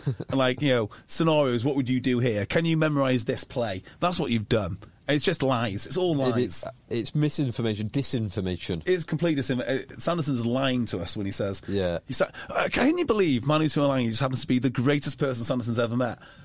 But coincidentally can play inside centre to international standards. Yeah. You sound like you sound like that Mariana Spring from the BBC, Phil. Misinformation, disinformation. Get BBC Verify on Alex Sanderson. This would be a good job for them. All Premiership coaches. Baxter can have community notes on him too, because I don't believe a word that he says. Well, let's segue into it. There's one more thing on this that got me thinking, which is I think that telling someone you need to be more aggressive is absolutely fine. I take no issue with that. Occasionally, I think you might actually have to, that would be the wrong thing. Yes, and that would be, you'd actually, for some people, you might have to say to be less. I do not want you being aggressive. And by the way, would that affect a player's confidence? You're too aggressive. You're not going to make it. Well, there's 2 framings of this that I would like to give. One being the ultra creative and skillful player who just doesn't have the aggression. If you told them you're going to make it if you're not aggressive, they don't make it, and we are deprived of someone like Danny Cipriani or George Ford or Marcus Smith or Baptiste Saran, like those players. If they were having to jackal against pick and goes, they are never going to do it. They will not be playing rugby, and you lose all that talent. Or the other one, the Will Addison, Ollie Thorley, Sam Underhill type, who actually maybe someone should have said, you need to dial it down a little bit. Otherwise 10% off, please. Yeah, and there's probably, those are 3 examples that we know. There are probably plenty of players who actually never made it. They never made it past under 20s because they were dialed up too much, and someone probably should have said, if you want a career in this, you are going to have to step it back. All people that did make it and were exceptional, Dylan Hartley lost about a year of a career. Yeah, great point. Including some World Cup and Lions tours. Yes. Yeah. Well, I raise this with a certain England international that I know, but aggression is a key part of their game. It's imagine Tamana Harrison with no aggression. Yeah. He's got lovely skills though. What? But lots of people. So they're in 9 times out of 10, more aggression is good. But it's not always. It's not the be all and end all for everyone. Yeah. Not Marcus Kremer. This weekend. No, definitely not. Yeah. Oh, by the way, did you see the Bordeaux result? Yes. What was the score? Bordeaux won. 32-25. It was 25 all with 5 minutes to go. And Bordeaux. And that was after. So Bordeaux were down 17-8 at half time, and then went out to a 25-18 lead. Then Lyon brought it back 25 all, and then Bordeaux scored at the end. Is Jonathan Kapoku playing for Lyon? Joel, sorry. He was not. No, that's why they lost. Now that is a guy who was not enamoured by Saracens. Yeah, on his way out, he was not overly effusive with his praise. Well, he had loads of locks ahead of him.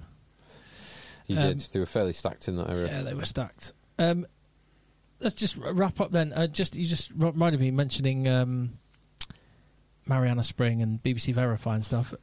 Did you see the whole "What is a woman" thing going on this weekend? I did. Isn't that amazing? I saw it. I saw it when it first came out. I paid for it. No, I haven't. For Daily Wire thing. Did you see what happened? No. So what? I kind of know the principle. Yeah, Daily Wire on Thursday or whatever said, right, we're going to put our we're going to put our film What is a Woman up for one day, and Twitter censored it, and everyone was like, hold on, Elon Musk, I thought you were all about free speech, what's going on here? And Elon Musk was like, no, this is wrong. And the Streisand, it was like a classic case of the Streisand effect. Really? Where the Streisand effect. What was the origin of the Streisand effect? Was it something like Barbara Streisand? Yeah, I know it was Barbara Streisand. She tried to get an injunction. That's right. Yeah, or stop people seeing her house. Seeing her house, that's it. And then more people saw her house than she could ever have imagined had she just kept her mouth shut. Well, it was that. So it was like 170 million people or something have watched it in the last it had 66 million days. views, didn't it, on Friday?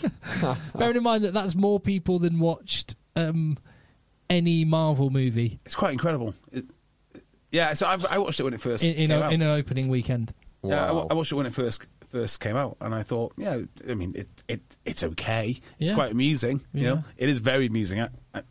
Actually, it's one of those films that never get any coverage. I found it quite uncomfortable to watch. I'll be honest. Some of the stuff in it is just I found like. Are you surprised? Is any of it surprise you? Doesn't surprise me. Some of it surprised me. Yeah, I sort of knew everything which was going to happen. I'm too keen into this stuff, so I was kind of numb to it. I didn't know it all. I didn't know what they do in some cases. But anyway, so I just thought that was kind of. Hopefully, we'll get censored by Twitter, and then everyone will find our podcast. 66 million views by Friday. Yeah. Unfortunately, I don't think rugby needs that sort of publicity. What could rugby do to? Just watch French. Just watch French league. That's all we're going to do. Do you think people you're saying like the future is French? I think I just don't. I don't see many people in England giving a toss about French domestic rugby. I do. I could not watch it. We tried to watch it. Well, we had a subscription to the channel that does show it, and we couldn't watch it. If you're a club rugby fan, okay, your experience of French club rugby is much like being an NFL fan 20 years ago, which is you have a niche little sport, and there'll be a few blokes that you know who also watch this niche sport, and that will be it until it kicks off again. Yeah. I think that's how... If more English players go there, it will be a little bit like when Gaza went to Lazio, and then suddenly Channel 4 started having... maybe. Golazzo! Channel 4. And what's his name? Graham Hunter? No, Richardson. What's his name? Someone Richardson. Who has the gig I want on The World's Strongest Man. What's his name? The only Richardson I know is Charles Richardson from... the guy. He used to have the... I know exactly what you mean, He used to be sat on a piazza with his... coffee. Gazzetta dello Sport and an espresso. Yeah. Talking about Italian football. And Paul Ince went there and Gaza was there. And David Platt. And a few well-known English players was enough to get people interested in a foreign domestic league. Who was James Richardson. James Richardson, that's the guy. Who was the last English player to play in Italy? There's one playing there right now. Smalling, is he Seville? He went to Roma, didn't he? And Ashley Cole went to Roma. Is Smalling and... I think he went to Roma. So Smalling was playing in one of the finals, so it was either Roma or Seville. Sevilla. Yeah. Yeah, he was definitely Roma. Yeah. Yeah. There you go. And I know nothing about football. Smalling's set to extend his stay until 2025 in Roma. That sounds like a cool place to stay. It does. Extend your stay. It does. Definitely. Why not? And I mentioned I watched Air, and any other recommendations, podcasts, books, films? I've done nothing this week except for CrossFit. That's all I've done. I read Brave New World finally. I've never read that before, but Aldous Huxley was a flipping smart man. What is that? It's a lot of people say we're entering into a period that's like George Orwell's 1984 Ministry of Truth and all that. Talking about Mariana Springs, definitely an element of that. But I think there's an argument that what we're moving towards is more like Aldous Huxley's dystopian view of the future with a kind of medical tyranny and genetic modification and all that sort of thing. So I think I would like that. I'm just reading a brief synopsis As in, of it. You're in favour of the policies, or you'd like to read the book? Brave New World, I will read the book. I'll put it on my list. Yeah, I'm reading. I'm reading Moby Dick. Oh, nice. It is. Is it hard going? It is really hard going. So some of the writing is absolutely beautiful, but so much of it is both written in an opaque way, certainly for me, so I find it difficult to read, and so much of it is on the biology and classifications of whales. There is JB would love that. All of a sudden I was like, this sounds awful. This sounds great. Of page after page after page after page on the classifications in of Latin. whales. So tell us something. Tell us something you learned. Nothing. Difference between porpoises and very little, and porpoises and dolphins, sperm whales, and it goes into so much detail. But because I've got no frame of reference to it, it just kind of washes over me like an irrelevance. So as you would actually get many of the references. So one of our listeners and good friend of mine, David McDonald, you've seen the gift that he gave me in Birmingham. I don't think so. The most ridiculous gift in the world. So, because I'm quite into aviation facts and nerdy stuff, he bought up 22 files of aircraft fact sheets. Are they the ones that are in your lounge? But here's the kicker. I already own them. And they're in my mum's. So now I've got 44 files of aircraft fact sheets. The other thing I am doing at the moment is playing Tears of the Kingdom, the new Legend of Zelda game, which is amazing. Can't really relate to that, but I'm sure it's very good. What platform is it on? The Switch. Yeah, Switch. I think Louis got that. It is. So you're the second person I know. My 15-year-old son and you playing Zelda. I am sure. Ask him about it. Yeah. I'm sure he's having an amazing time. Where do you find the time to do that? Because I'd love to play Football Manager still, but I can't. I'm having to carve out time. I've not got very far. I've done so little of the main quest partly because I've not spent very much time on it, but partly because I'm just building stupid little contraptions. Yeah. So I have nothing popular. I've not listened to many podcasts. In fact, I'm not listening to podcasts at all recently, which is weird. Do you know why that is? I've got my sleep routine dialed in so tightly now because that's good for CrossFit.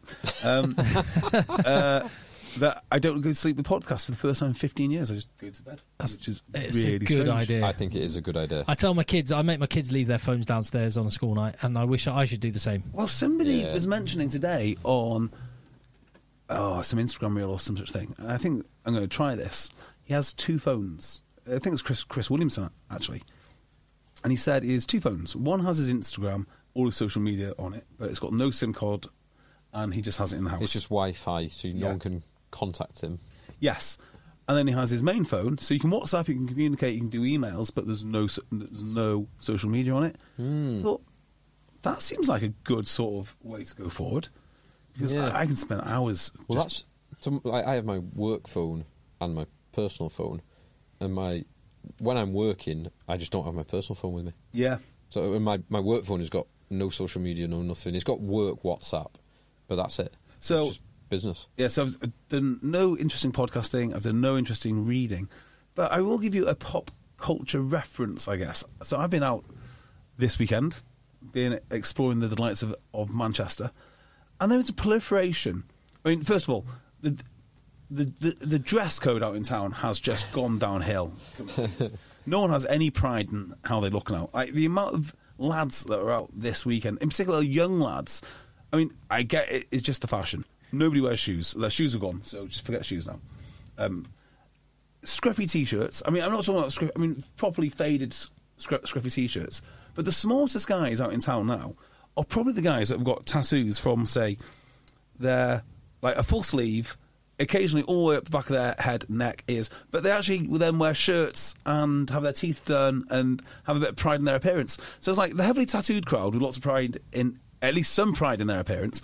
And then all the other young lads just seem to be, I don't know, it just seemed to be... It was a mad weekend, because like last night, Elton John, Arctic Monkeys and Coldplay and 80,000 football fans coming back to Piccadilly. It was amazing. It was not back to Piccadilly because there's no trains. No trains. Oh yeah, of course.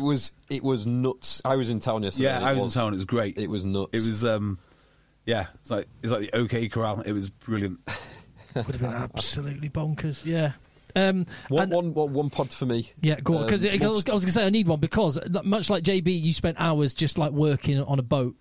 and it's thankless. But I'm going down back tomorrow morning to Shropshire to my new field, and I'm just getting. I've got a petrol strimmer, petrol hedge cutter, and I'm just going to be doing that all day tomorrow, cutting back all this stuff. So I need some podcasts to listen to. I recommended you this when we were having a beer the other week, but multipolarity. I've been listening to it every week. It's excellent. Good. It's really good. I agree. Acquired is a nice long form one. Yeah, Acquired's very good. Oh, that's the business one. And I listened to the NFL episode of that, which I loved. I want to listen to some more episodes, some of the interesting ones. Lockheed Martin. But they're so long. They're so perfect long. if you're streaming a field. They're very good for streaming a field. But no, have you listened to Multipolarity? No, I haven't. It's really good. It's really good. It's very good. Yeah, you would like it as well. Right, well, let's wrap this up. Yeah, nice. Sweet. Right, thank you very much for listening. EggChasers, patreon.com/EggChasers to support the podcast. We'll be here with you every single Monday. Yes. All through the summer, as we have been for nearly 10 years. Let the boys play.